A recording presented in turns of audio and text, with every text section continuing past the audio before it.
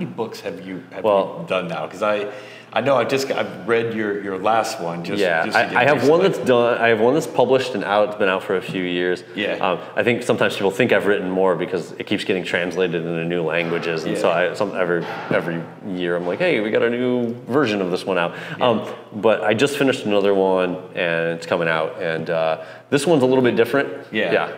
So what is this book about? Give us a preview. Yeah. So I actually started off trying to write a bodybuilding psychology book. Yeah.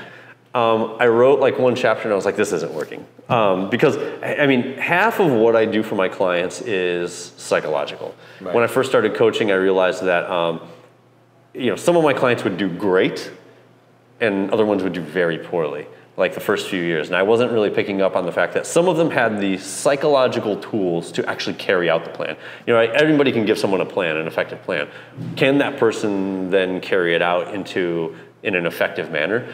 And there's a lot of psychological tools that are common among successful bodybuilders. So I started trying to write the book in the way of bodybuilding psychology. It wasn't working because I realized that there was so much psychological information that was needed that even putting it into a bodybuilding realm was too vast. So this book is not even a bodybuilding book. It is a psychology/philosophical approach to someone who is mentally tough. If you want to be mentally tough. And I break it down by chapter into different characteristics that people who are mentally tough and mentally efficient, they all have. So like the first chapter is motivation, right? Mm-hmm. Someone who's mentally tough is motivated. Second one is confidence. People who are mentally tough are confident. And it doesn't always look like what people think. And then next one is resilience. If you're a tough competitor, you are resilient. Next one is self-discipline. Mm-hmm. Competitors are self-disciplined. And the last one's a little different. It's titration.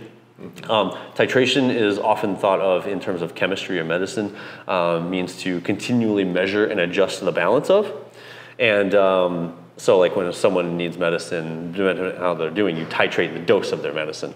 But this can also be a personality trait too. I oftentimes hear a lot of bodybuilders, they're like, I'm a real type A personality. And I'm like, why don't we work on being a type A where it's beneficial and not being a type A where it's not beneficial, right? Like, adapt yourself to the situation. Don't just be the same way. What's the phrase? Everything's a nail to a hammer. You want to be a versatile individual.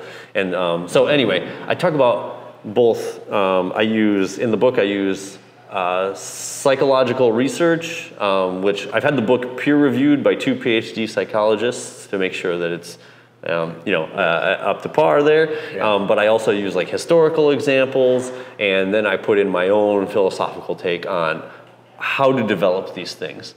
And so each chapter is devoted to those characteristics, and I talk about how they build into one another. Gotcha. So would you say if somebody is lagging in some of those areas, is that a way that they can improve and change? Oh yeah. Okay. Yeah, and strengthen the things you're already good at. Okay. Because it is. I think that a lot of times it just doesn't look like what people anticipate. A lot of times people see a lot of times the people that I work with that have this mindset that they are a mentally tough person, usually the people that are like, I'm the hardest worker in the room. In my experience, the people that are quick to self-proclaim to be the hardest worker in the room, they work very hard for periods of time until they burn themselves out and then they stop. Mm-hmm. Like that's where titration would come in handy, right? You need to be able to manage your gas pedal. The most effective competitors I've ever worked with, they know when to push and when to back off. And that is a skill that needs developed, and there's a lot of self-control that is involved in that process too. Rather than saying, I'm the hardest worker, so then we even get into like the psychology of things too, because people that are like quick to tell you I'm the hardest worker, they have built their identity around that. Do you know what I mean? Like I do a lot of this stuff with my clients. If somebody's constantly telling me they're the hardest worker, I need to undo that. Like, because then here's the problem is if I'm the hardest worker and then when they fail, they fall off plan. Now they haven't just fell off plan. It's hard for them to just get back on plan because they haven't just failed in their bodybuilding plan. They failed as who they are. If they're the hardest worker in their own mind and they failed to work hard, now they've just failed as a human. So now there's this whole process of now you need to be resilient. So I always tell people, like, you need to be able to, I touch on matters of improving and building an effective identity, matters of building confidence too, because confidence doesn't look like, confidence isn't just believe in yourself, Brian. Right. Now go off and do whatever you want to do. Because like, you know, the psychological research on confidence is interesting. The research shows that the most confident individuals are not the ones that believe they can accomplish anything. The most confident individuals are the ones that know their abilities and their limitations. It's comfortable. I'm confident in attempting anything. Even in the areas I know I'm not great, I'm confident walking in because I'm comfortable in my own skin knowing I'm not great at this, but I can get better. Do you know what I mean? Right. And so a lot of times what we've all been told about what creates confidence and motivation and resilience doesn't look anything like it actually plays out in what the research shows and what we see in real life. Mm-hmm.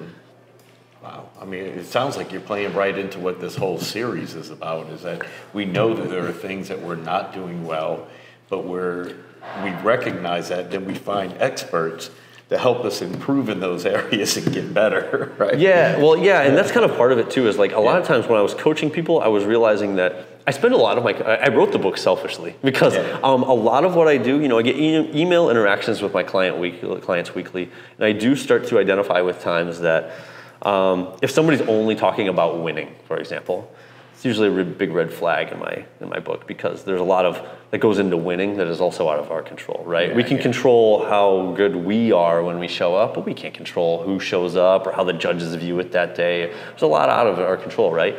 And so I know that if they're only talking about winning, if they don't win, there's going to be a lot of pieces to pick up. Do you know what I mean? Like they have. So I spend a lot of my time in my weekly interactions with people doing what I call nudging. I'm nudging them in an effective psychological direction. Do you know what I mean? Hey, we need to worry about winning. We need to worry about bringing our best. So I'm doing a lot of nudging, but there's so much that goes into it. I mean, the book's fairly long. And so I selfishly wrote the book because when I have people that have these areas that need improvement psychologically, I wanted something where I could give them the entirety of what I'm trying to accomplish with these nudges in one setting. I could be like, hey, read this chapter. And then the other thing is, coaches, you know, I'm a coach, and I consider myself, coaches can only be, we try to be proficient at a lot of things, right? But you can only be so much of an expert in so many fields. To be a coach, you have to know your diet and training. You have to know diet, you have to know training, you gotta know psychology, you have to know, you know, how to read blood work, you have to know, you know, how to work logistics. You have to work all of these things. You have to know gut health. Right. And the thing is, I am stronger in diet and training and psychology. I'm good at blood work, but there are people that are more expert than myself. I'm good at gut health, but there's definitely people that are more, you know, experts in that field.